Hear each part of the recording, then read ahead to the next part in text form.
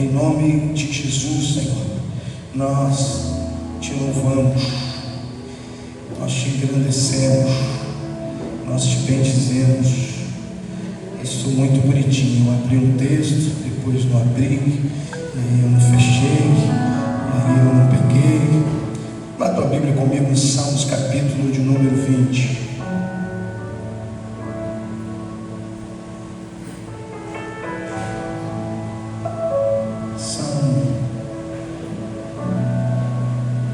Salmo capítulo de número 20.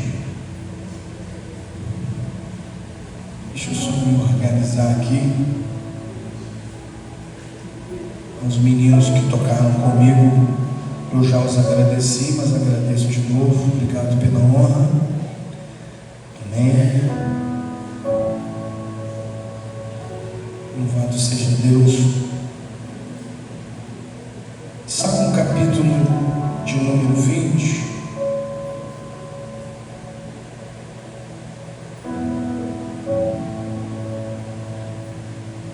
Quantos acharam? Olha para quem está do teu lado, antes de você se colocar de pé para nós lermos o texto, e pergunta para ele: como você ficou de pé depois de uma grande decepção? Pergunta para ele. Decepção, irmão, é algo que mata, fere, machuca. Ele pode matar uma pessoa que não sabe o que está acontecendo e por quê. Tudo tem um motivo e tem um porquê. E o Salmo, no capítulo de número 20, vai dizer assim: ó, uns confiam em carro e outros confiam nos seus cavaleiros, mas nós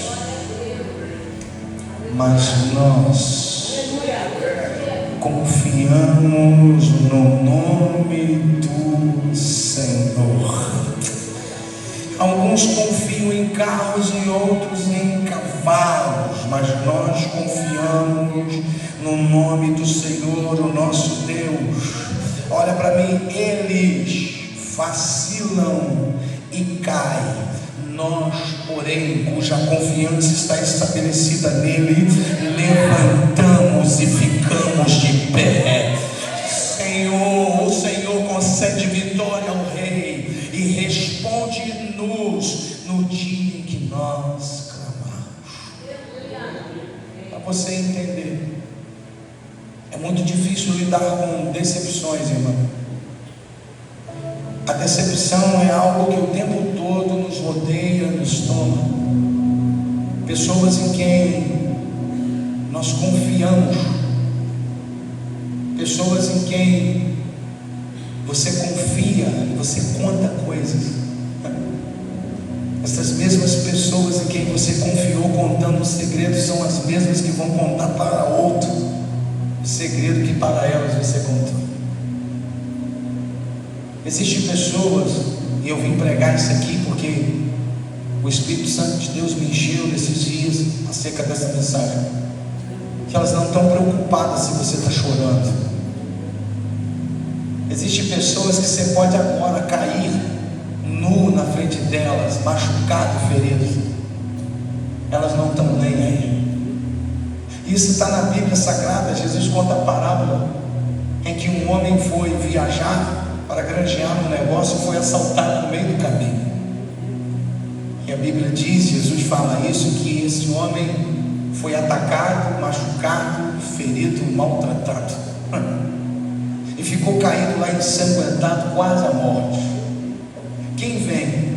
Um sacerdote. O que se espera? Que o sacerdote vai parar, vai ajudar, vai carregar. Mas o sacerdote, preocupado com a hora do culto que ia se iniciar, não deu a atenção àquele homem ferido na beira do caminho.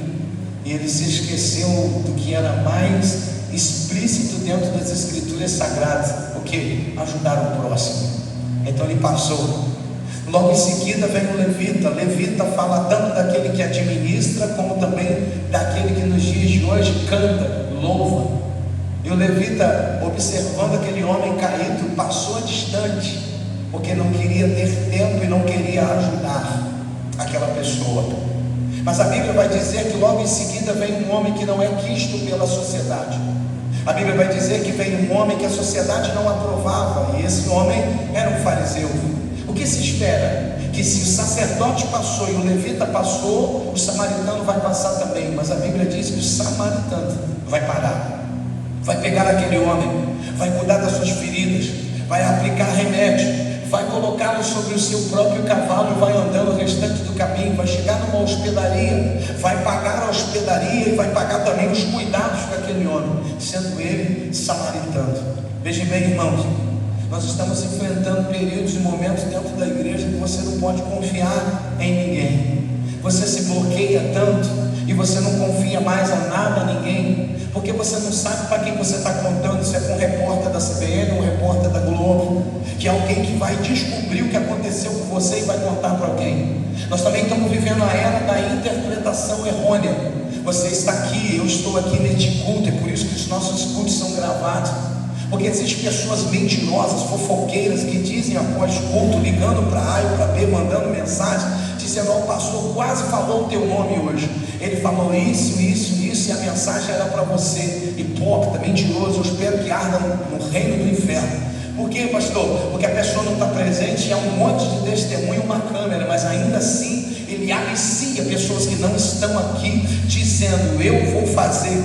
É pessoas, irmão, que carregam dentro de si amargura, não foram amados quando eram pequenas, não foram amados pelos seus pais, não foram amados pelas suas mães, não foram amados pelos seus tios. Então todo mundo que é amado, ele tenta destruir, vive uma vida destruída. Mas está dentro da igreja? É, dentro da igreja. Paz, meus senhores, eu estava na igreja em Cordeirinho, irmão, e sim, algumas pessoas ficam preocupadas com quem estão entrando dentro da igreja. Quem é que está entrando? Outros já ficam assim: pastor, não aceita Bertano e não aceita fulano. Irmão, é a igreja tão igual é o hospital, tão igual a delegacia. Você está dizendo: a porta está aberta, entra quem quer, e a atitude de quem entra se quer mudar de vida. E eu quero que você entenda, lidar com as decepções. Às vezes você se decepciona com um namorado, com um marido, com um amigo, com uma empresa, com um sonho, com um projeto. Às vezes você se decepcionou com a igreja, com o pastor, mas tudo isso está dentro da Bíblia. Você está dizendo, Lamentações de Jeremias, capítulo número 3, versículo de número 21, Jeremias vai dizer: eu quero trazer à memória aquilo que pode me dar esperança. Jeremias vai dizer: contudo, eu quero trazer à memória aquilo que pode me dar esperança. A bondade do Senhor é a razão por nós não sermos consumidos, porque as suas misericórdias não têm fim e se renovam plenamente a cada manhã. Grande é a tua fidelidade. Sendo assim, digo a mim mesmo, é Jeremias se incentivando e falando para ele: a minha porção não é a terra, a minha porção é o Deus Todo-Poderoso, a minha porção não está na mão de quem me feriu, a minha porção está na mão do Deus que me redimiu, a minha porção não está na mão de quem me abateu, a minha porção está na mão daquele Deus que me trouxe de volta e perdoou os meus pecados, como foi cantado. O que a gente ofereceu? Uma grande oferta? Não. Um grande dízimo? Não. O que nós entregamos para Ele? Os nossos pecados. E o que Ele fez? Ele aceitou os nossos pecados. O que veio em troca? Ele nos redimiu e disse: virei a tua página, os teus pecados antigos foram perdoados e agora você vai seguir em frente. Pega na mão desse crente que está do teu lado, aperta dele, dá um glória a Deus e fala para ele: hoje é noite do perdão dos teus pecados. Vai, fala para ele isso. Agora declara: hoje é noite de perdão dos nossos pecados. Fala, depois deste dia, fala, depois desta noite, fala, a tua conta vai estar zerada, a tua página vai estar virada. Mas Jeremias, ele vai trazer esse texto, quero trazer a memória dentro de um contexto. E que contexto é esse, pastor? Há algo obscuro por trás do texto. Quero trazer à memória o que pode me dar esperança.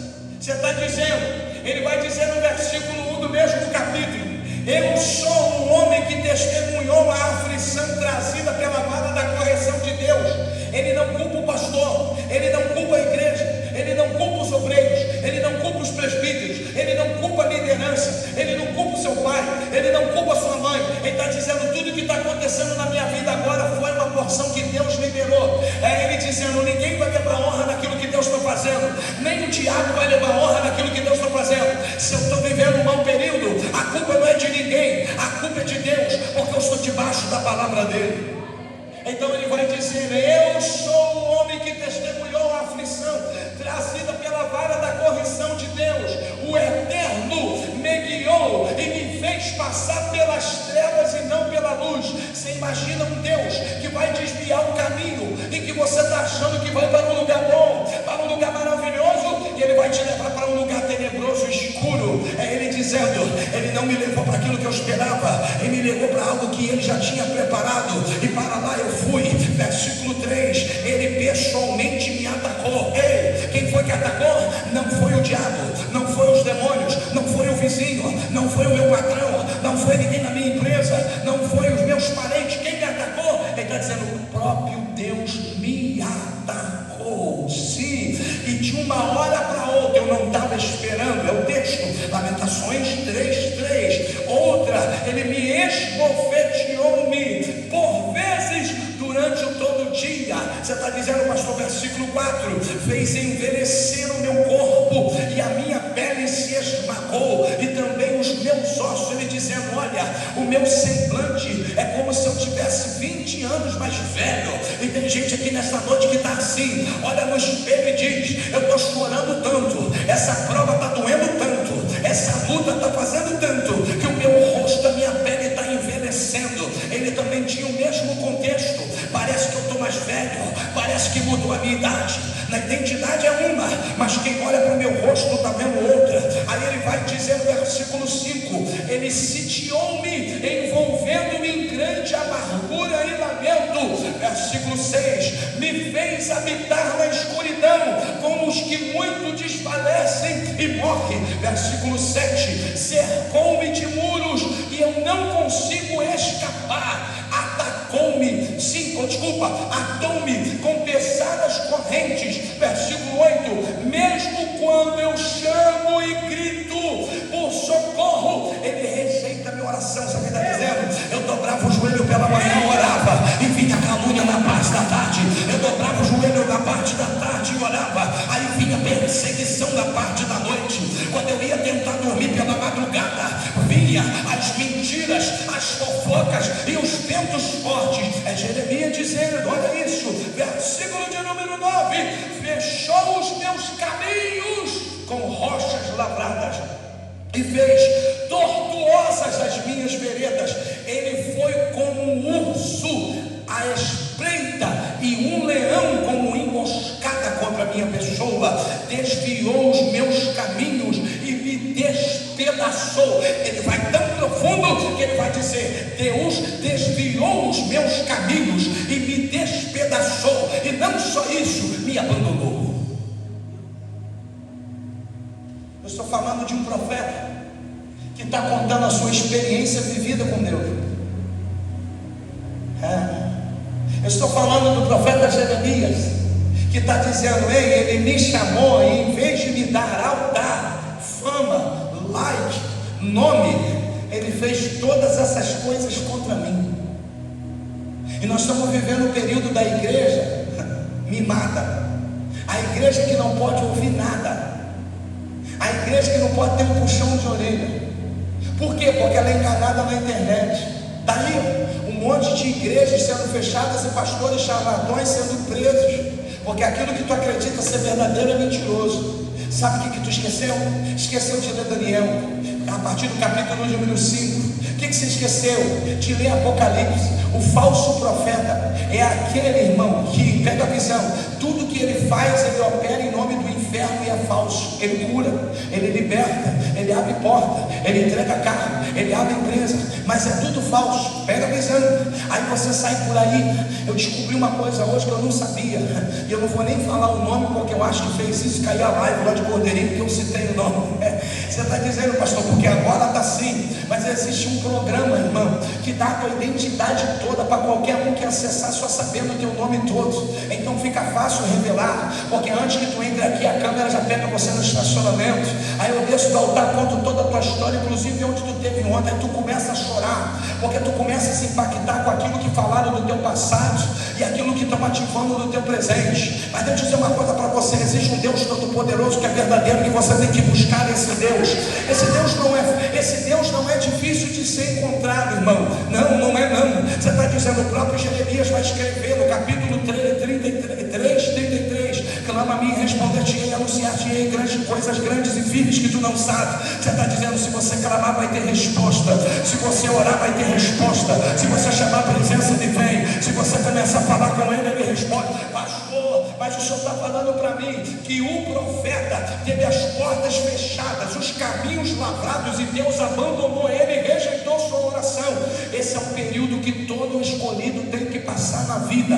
Todo escolhido um dia vai enfrentar caminhos fechados, portas lavradas e abandono. Peraí, pastor, sim, quando você clamar ele não vai te ouvir, quando você gritar ele não vai te ouvir, quando você pedir socorro ele não vai te ouvir, e a tua oração vai ser rejeitada. Mas eu quero que alguém bote a mão no ombro de alguém aí do teu lado, aperta, vê se ele vai dar glória a Deus e fala para ele: todo escolhido, fala, todo escolhido, depois de escolhido, perde o direito de escolha. Fala para ele: escolhido não tem livre-arbítrio. Fala para ele. Você está dizendo, não pastor, mas se eu me mando, tu não manda em nada. Se tu for escolhido, tu pode fazer o que tu quiser, vai estar debaixo de desobediência. Aí Deuteronômio capítulo 28, assim como seguido 28, o anterior 27 vai dizer: existem dois tipos de filho, o filho da obediência e o filho da desobediência. O filho da obediência anda debaixo da obediência e sobre ele está a bênção, mas o filho da desobediência anda debaixo da desobediência e sobre ele dá a maldição. Ei, irmão, eu prefiro obedecer do que ser amaldiçoado. Talvez ninguém usou essa palavra com você, mas desobedecer é trair sobre a sua cabeça a maldição.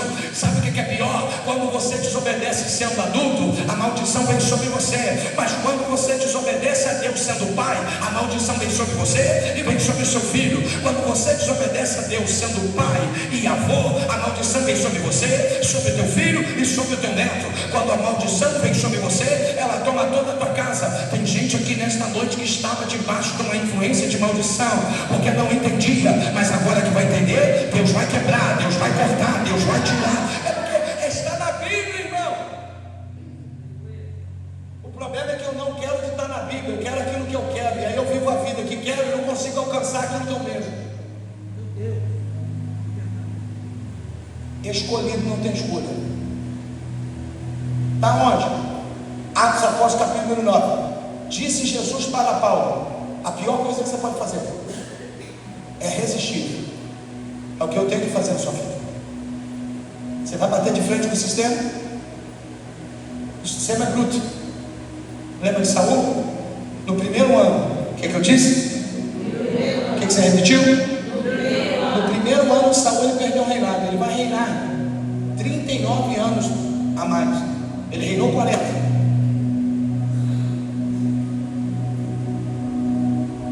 Aí o que Deus vai fazer? Ele ainda carrega a unção mesmo sendo desobediente. O que eu disse?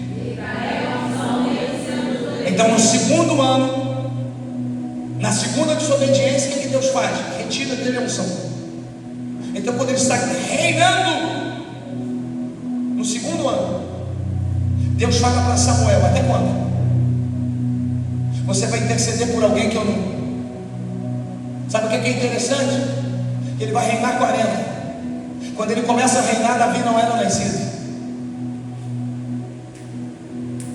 Você está dizendo, quando ele começa o governo dele, Davi não era nascido. Quando ele comete um ato de desobediência, Davi não era nascido. Então o cálculo matemático é o seguinte: quando Deus fala através de Samuel, Deus escolheu outro para colocar no teu lugar, Deus ainda não tinha, mas preparava. E quem nasce com um propósito divino não pode viver longe da obediência eterna. Davi nasceu para obedecer a Deus.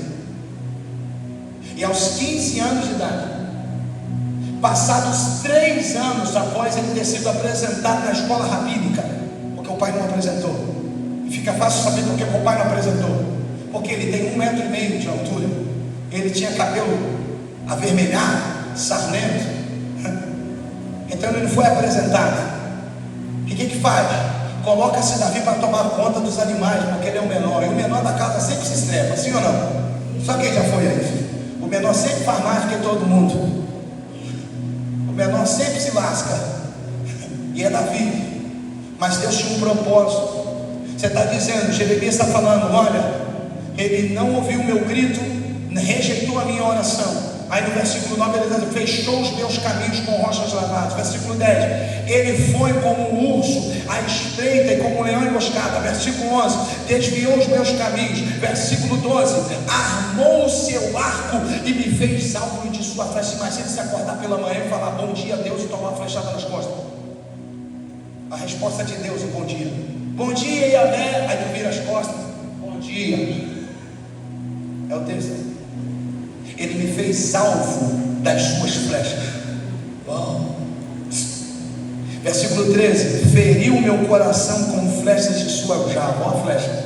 Ela pegou nas minhas costas e atingiu o meu.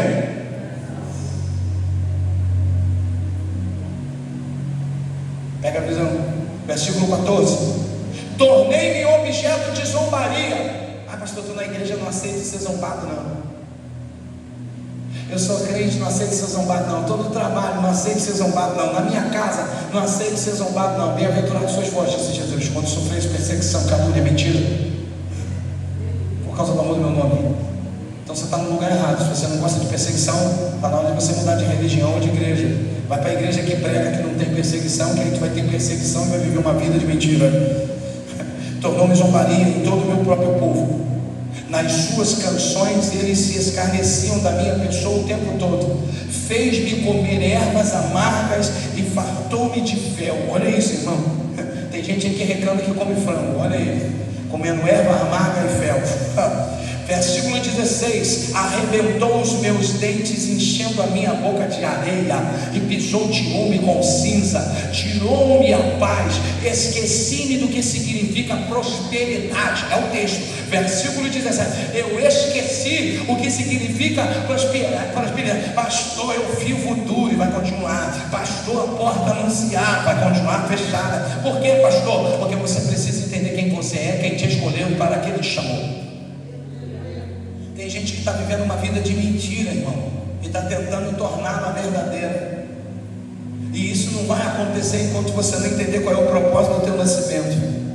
Versículo 18, por esse motivo exclamo, a minha força e a alegria se esgotaram, como também tudo quanto esperava de Yahvé. Eu vou repetir, olha isso. Por isso eu também exclamo, a minha força e a minha alegria se esgotou. Tem gente que você passa do lado e parte sem paz, nem ri, acabou.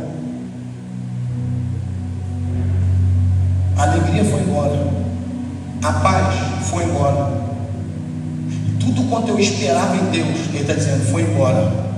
É versículo 19, ele diz, eu recordo-me da minha aflição,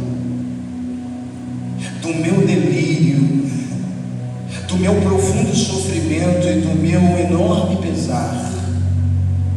Lembro disso tudo, e quando eu lembro, a minha alma se desfalece dentro de mim.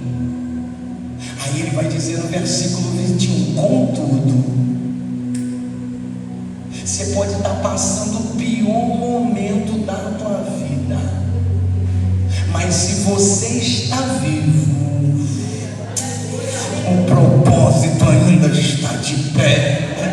Você pode estar morando na rua, abandonado pelo pai, abandonado pela mãe, abandonado pelos amigos, abandonado pela família, abandonado pela igreja, mas ainda está de pé. Aí vai dizer, lembro disso tudo, e a minha alma desfalece dentro de mim. Contudo, eu me lembro daquilo que pode me dar esperança. É ele dizendo, eu quero trazer à memória, alguém de glória, aquilo que pode me dar esperança. Jeremias não está apenas esperando que a esperança surja, ele está ativamente forçando a sua mente a se afastar do sofrimento e olhar para aquilo que o mantém de pé, vivo,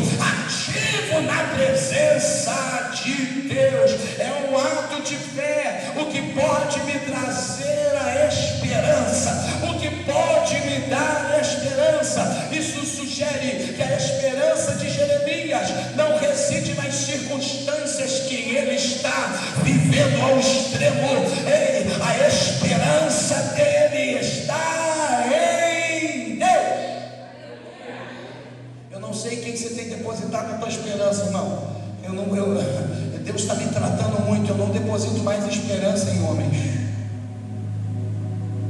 Não dá para confiar.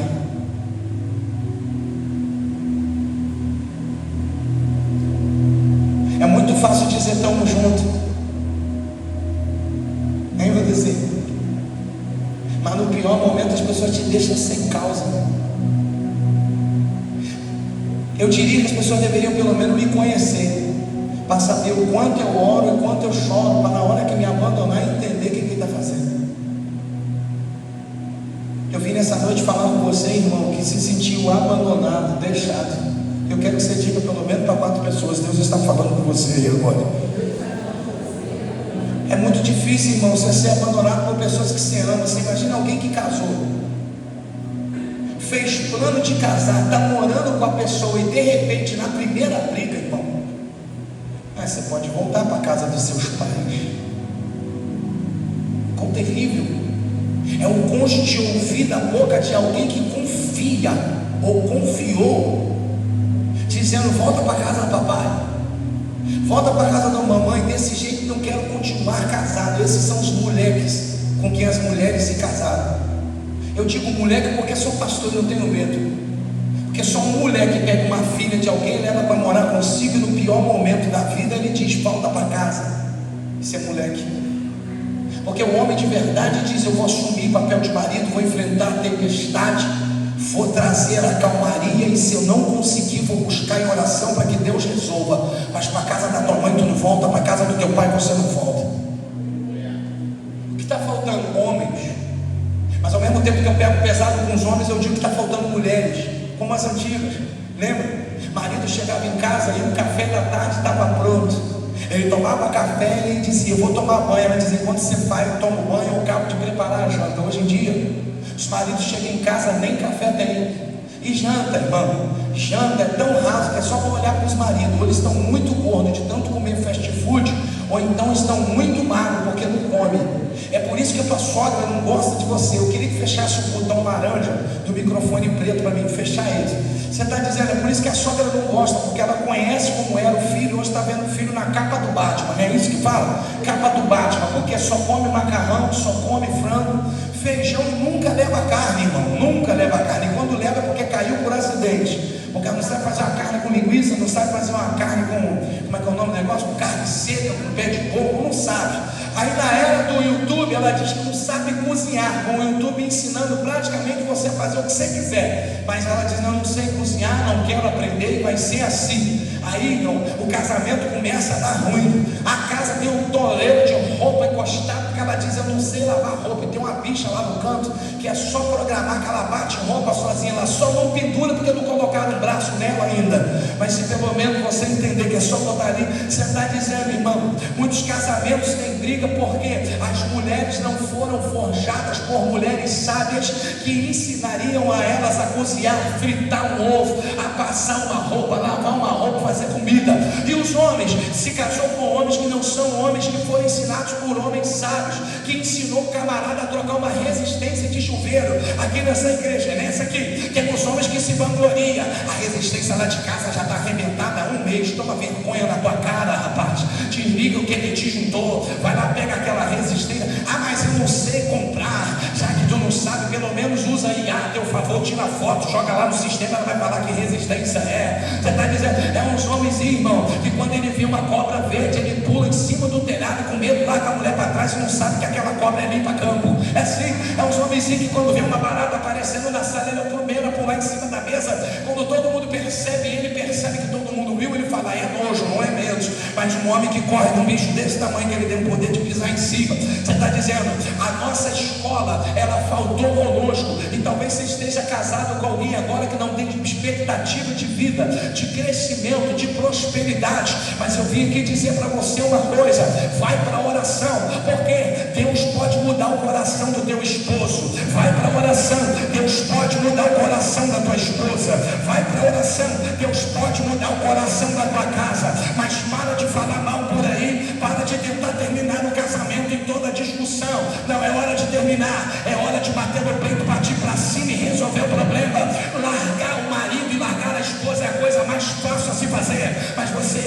se livrar de um problema agora e vai arrumar outro problema lá na frente. Porque menino que não aprende a montar Lego não constrói casa, meu pai.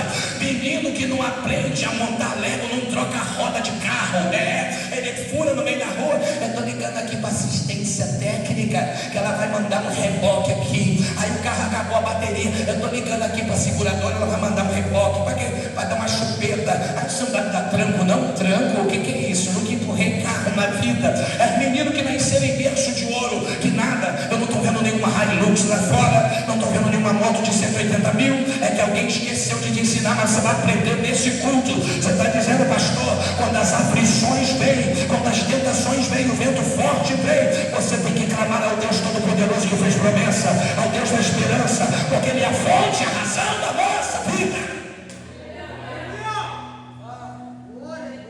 Ai, pastor, eu estou passando por um ventozinho agora, eu estou pensando em me separar.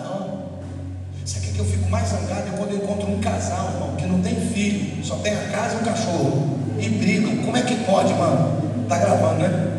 Tá gravando. Esse é o problema de gravar.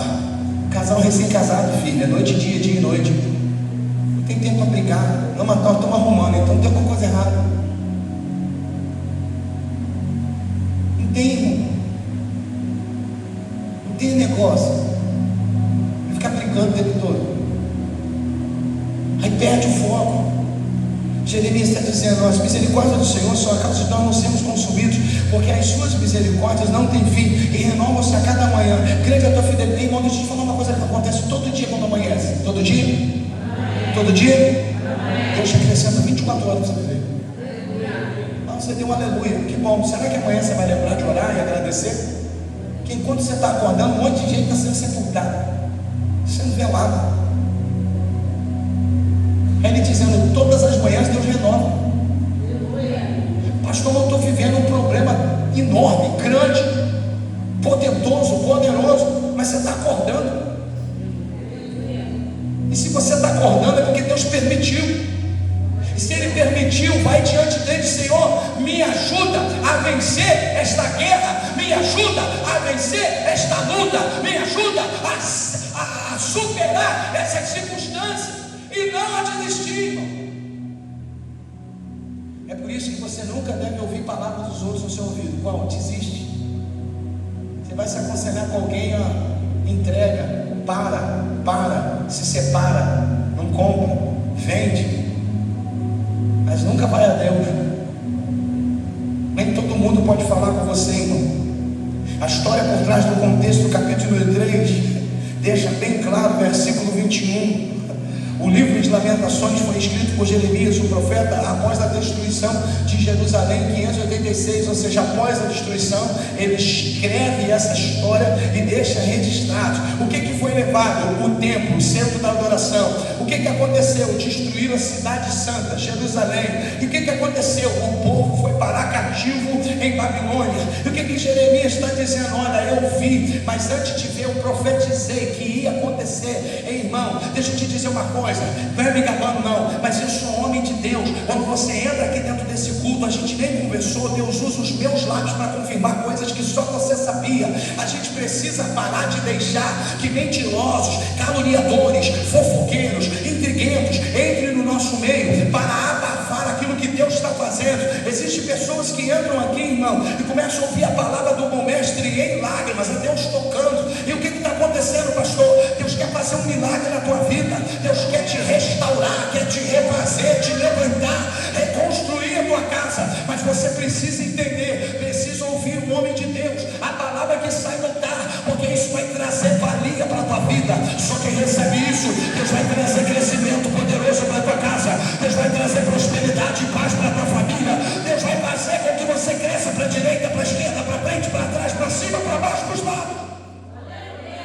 Porque Jeremias está falando com o povo e o povo está fingindo que não está ouvindo.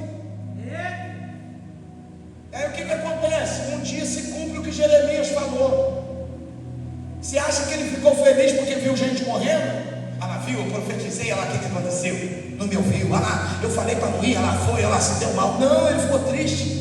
É por isso que ele disse: ei, eu sou um homem que viu a vara de correção de Deus agindo. porque ele me usou, mas eles não quiseram me dar atenção. O profeta se descreve como um homem que viu a aflição. Ele está dizendo: eu vi acontecendo. E as pessoas estão brincando com Deus. O que eu disse? Estão vivendo o pior momento da vida dela, brincando. Elas estão brincando. É só tu olhar para os crentes, desligado, voado. Aí amanhã, segunda-feira, dia 12, o que ele quer? Dinheiro para pagar as contas. Aí não vem, aí fica zangado. Mas e o Deus que tudo pode? Ele não buscou. Ele veio num culto como esse. Estava vendo aqui, enquanto estávamos louvando, o ministério de louvor louvando, o pessoal lá da nossa sonoplastia lá atrás, adorando, irmão. Porque é sobre isso. Você não pode vir à igreja.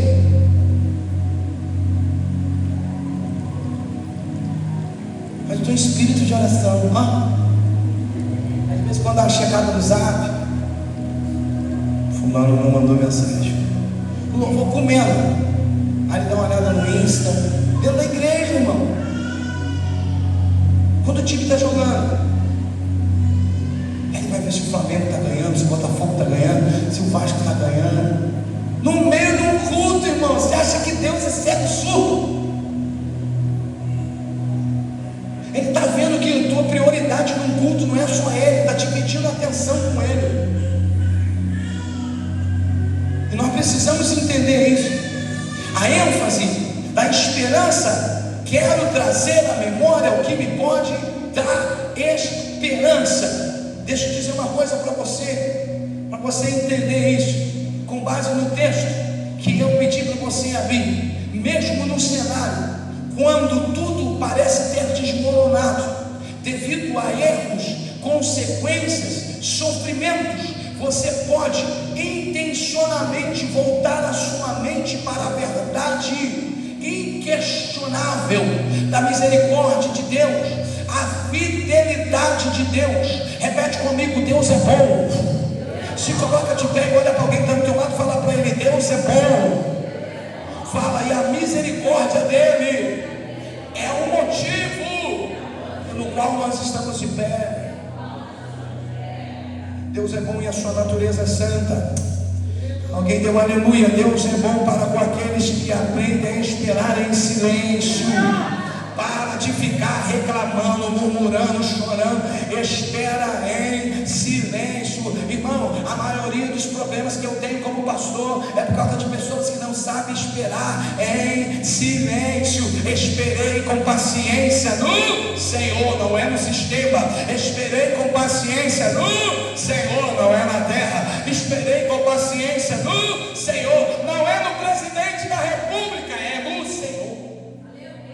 Está esperando em quem? Eu estou esperando em Deus. Pergunta para quem está do teu lado: você está esperando em quem? Lembra de Caleb? Quem lembra de Caleb na Bíblia? Levanta a mão da glória, só para me saber se tu é crente, se tu conhece a Bíblia. Caleb, ele tem 40 anos de idade. E aí a Bíblia diz que Moisés envia ele junto com outros 11 para espiar a terra prometida. Quem está com ele? Josué e mais 10. Aí eles entram na terra, vê aquela coisa da terra maravilhosa. Ele volta igual empolgado, já pulando. Ele diz: eu quero, irmão, quando ele chegou lá, ele já viu a terra e falou: eu quero aquela terra ali, eu quero aquela terra de Ur, eu quero aquela terra de Kiriat-Sefer, eu quero aquela parte terrena ali, eu quero aquela parte de fonte. Aí Josué deu uma cutucada e falou: Caleb, tu vai ter que chegar lá e convencer a Moisés para te dar essa parte. Não, já estou fazendo meus planos aqui, porque se Deus mandou a gente conferir, é porque Ele vai dar. Se Deus mandou a gente conferir, é porque Ele vai entregar. Se Deus mandou a gente entrar para ver como é que é porque Ele vai entregar na palma da minha mão. Aí a Bíblia diz que quando os camaradas volta para lá dizer: não vai ter guerra, porque eu não gosto de guerra. Eu gosto de igreja calminha, eu não gosto de igreja que tem oração, eu não gosto de igreja que tem revelação, eu não gosto de igreja que ninguém bota a mão na minha cabeça. O grupo que não gostava de botar a mão na cabeça, pelo visto, acabou aqui, né? Já saiu todo mundo. Ainda tem uns incubados aí, mas tem problema não. Você está dizendo: o grupo que não gosta de revelação. Imagina, você vem na presença de Deus, não quer que Deus fale com você. Você vem na presença de Deus, não quer que Deus se revele para você. Aí diz que eles não gostaram, não. Falaram: não, a gente não quer guerra não, lutar contra gigantes, derrubar, invadir. Não, a gente não quer não. A Bíblia diz que Deus se revoltou e falou o seguinte: esses 10 murmuradores aí não entrarão, e a família dele também não vai entrar, só os filhos dele vai entrar. Aí Josué e Caleb dão um passo para a direita e falam: Senhor, os incrédulos são eles, eu continuo com fé, eu quero a próxima posse da terra que eu vi. Eu quero tomar posse da terra que o Senhor mostrou. Aí a Bíblia diz que Deus separa. Separa o quê? Separa quem quer de quem não quer. É assim que Deus faz. Ele bota quem não quer de lado e começa a entregar para quem quer. Deixa eu ver, deixa eu ver, deixa eu ver, deixa eu ver, deixa eu ver, deixa eu ver. Porque tem muita gente que quer, mas não quer lutar. E Deus não vai te entregar nada grande sem ter guerra. Vou falar de novo. Deus não vai te entregar nada grande sem ter guerra. Vai ter gigante, Deus vai derrubar. Vai ter exército, Deus vai aniquilar. Vai ter muralhas, Deus vai derrubar. Vai ter mar revolto, Deus vai acalmar. Vai ter vento contrário, Deus vai apaziguar. Mas Ele vai te entregar. Quem recebe, quem recebe, quem recebe. Aí ficou os dois. Como Deus ia matar a geração, passa 40 anos. Josué agora está sob o governo total da nação de Israel, liderando o povo. E Caleb tem 85 anos. Você imagina, a gente está cansado com 40, imagina Caleb com 85. Mas não sei se você conhece alguém que finge que está sentindo dor na frente dos outros, mas quando quer alguma coisa, se recupera. Não, eu estou bem. Conhece alguém? Levanta a mão. Então só para mim, ver que eu não estou sozinho. Aí Caleb vem, no meio do caminho vai falar com Josué, ó. Quando vai entrar na tenda, aí Josué, pois não, Caleb, eu vim ter uma audiência. Assim, o que foi?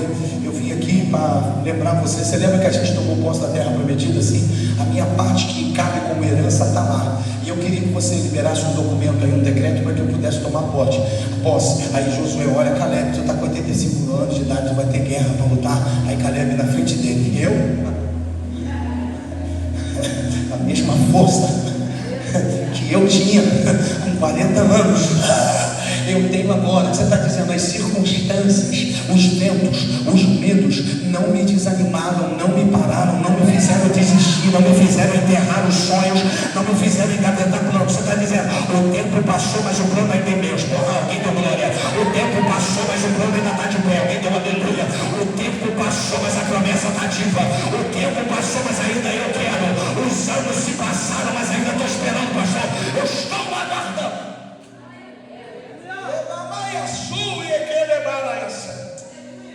Aí a Bíblia diz que ele vai lá e toma posse. Olha o que Jesus vai dizer para o centurião quando Jesus chama. O centurião chama ele, mestre, você pode resolver o meu problema? Aí Jesus está indo para a casa desse mestre, o senhor não precisa ir não, porque o senhor é um homem ocupado, é um homem de determinação e palavra poderosa. Basta apenas uma palavra. Jesus olhou para ele e falou, rapaz, você está dizendo que eu não preciso ir lá para liberar o milagre? Ele disse não. Aí Jesus fala, da forma que tu crê, assim seja. Eu não sei quem ainda está crendo aqui nesta noite, mas eu vim falar da forma que você crê, você vai receber. Alguém levantou a mão. Da forma que você crê, você vai receber. Da forma que você crê, Deus vai bater o martelo. Da forma que você crê, a porta vai se abrir. Da forma que você crê, Deus vai te entregar. Da forma que você crê, Deus vai se revelar a você. Então o texto que nós lemos diz, alguns confiam em carros e outros em cavalos. E nós? No que tu confias? Em quem tu confias? Em quem tu confias? Parece que tu não comeu feijão hoje. Como é que eu falo para você? Não estão fazendo, você faz. O que? Pega 2 linguiças calabresa, corta, coloca lá no feijão, tempera antes. O tempero não é para ser feito depois que o feijão está pronto, cabeça de vaca. Nossa, cara, tipo, não. O que acontece com o feijão quando ele cozinha? Ele enche, sim ou não? Então a água do tempero vai entrar dentro do feijão. Quando você tempera depois, essa água não entra. Mas tu come o caroço do feijão, não tem cor nenhum. Não é não, Natália? E ela, pai, o que eu vou fazer? Vai fazer feijão. Eu falei para ela, como ela é assim? Eu falei, é assim. Então você precisa entender. Você está confiando em quem? Em Deus. Responda, eu estou confiando em Deus. Agora eu quero que você diga para 4 pessoas, eu quero ver um alvoroço. Fala para ele, a minha confiança está em Deus. E a tua, vai.